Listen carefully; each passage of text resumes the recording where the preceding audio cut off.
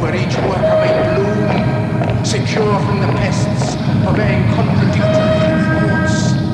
Our unification of thoughts is more powerful a weapon than any fleet or army on earth. We are one people, with one will, one resolve, one cause. Our enemies shall talk themselves to death, and we will bury them with their own confusion. We shall prevail. On January 24th, Apple Computer will introduce Macintosh. And you'll see why 1984 won't be like 1984.